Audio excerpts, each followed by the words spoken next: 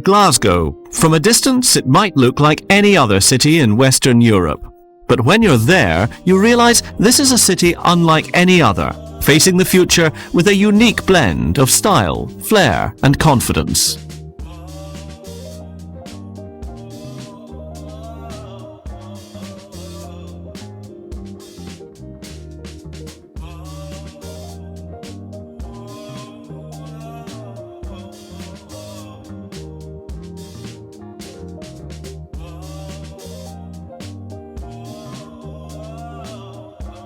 Dominated by the imposing splendour of the city chambers, Glasgow's city centre is still, first and foremost, a place for people. The city itself is the metropolitan centre for 2 million people in the west of Scotland, and it's true, Glasgow does belong to them. George Square was built by the Victorians as the living heart of the city. Today, it draws Glaswegians to itself, as it always did.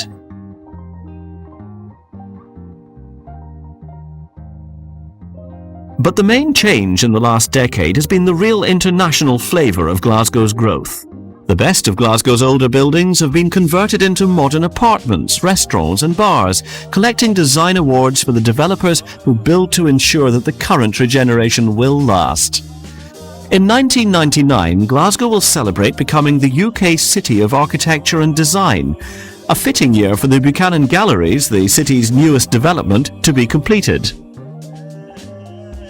It comes to a city with international style, with a jazz festival that attracts world stars to a citywide party every year, with an approach to the arts that showed the rest of Europe how to make art accessible to everyone, with the buildings, the environment and the ideas that made it in 1990 the most successful European city of culture ever, a city with confidence in itself.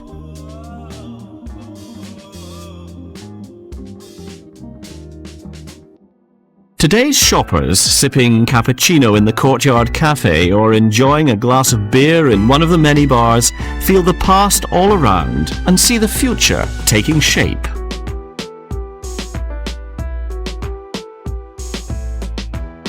And the shape of Glasgow's future is soon to rise from this site at the cultural heart of the city. The Buchanan Galleries, the finest retail development in Glasgow. The largest city centre shopping development in Scotland, the Buchanan Galleries have already pre-let half available space to the John Lewis Partnership, the anchor of the development, with 2 further major stores and 80 shop units planned. The Buchanan Galleries is set to become the dominant point for retailing in Glasgow. Buchanan Street has taken its rightful place as one of Europe's busiest and most stylish shopping streets, and the nucleus of Glasgow's retail area. Here is where all of West Central Scotland comes to shop, to enjoy the experience of the UK's second largest retail centre.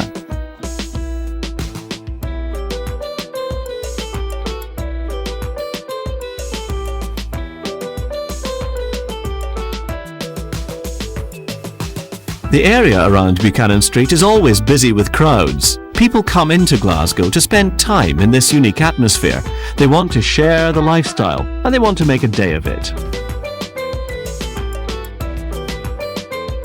Here you will see the names of famous retailers carried all around, a testament to the spending power of Glasgow's affluent shoppers.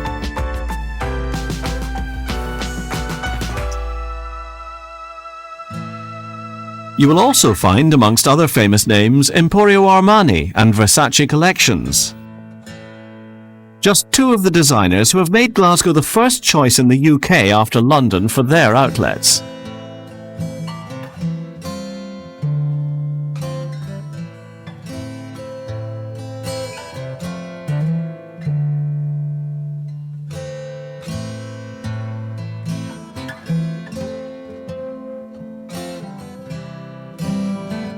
And there is, of course, Prince's Square, a triumph of elegant refurbishment, having transformed an old outdoor courtyard into a niche development of specialist shops and cafes.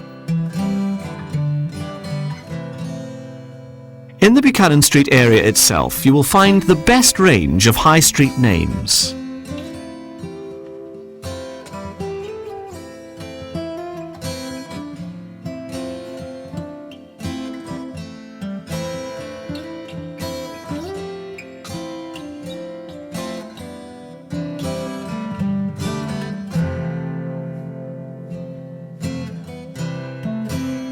Buchanan Street is bounded by the pedestrian precinct at the lower end and dominated at its upper side by the location for the Buchanan Galleries.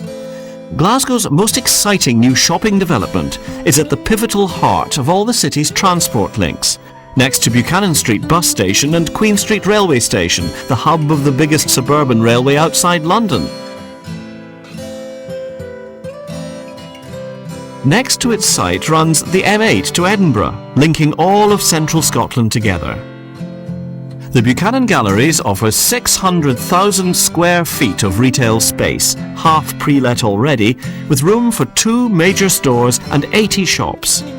A safe, high-quality shoppers' car park provides 2,000 undercover spaces, nearly 20% of city centre parking and just minutes from the motorway.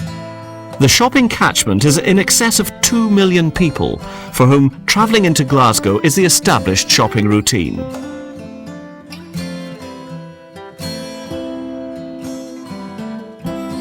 The Buchanan Galleries, shopping for Glasgow's future.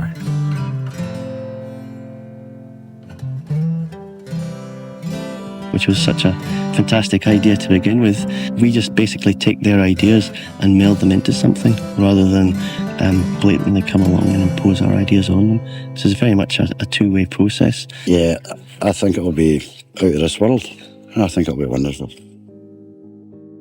The biggest legacy 1999 are going to leave is that the effort that's been put into speaking to people in these sort of isolated areas, the biggest legacies can be left in the people's minds. The idea of bringing in European architects to cross-fertilise ideas is one step towards being a European city and being considered fully European. 1999 shouldn't be thought of as a one-year event. It will live on in the young people. 1900, Glasgow was at the leading edge of architecture and design.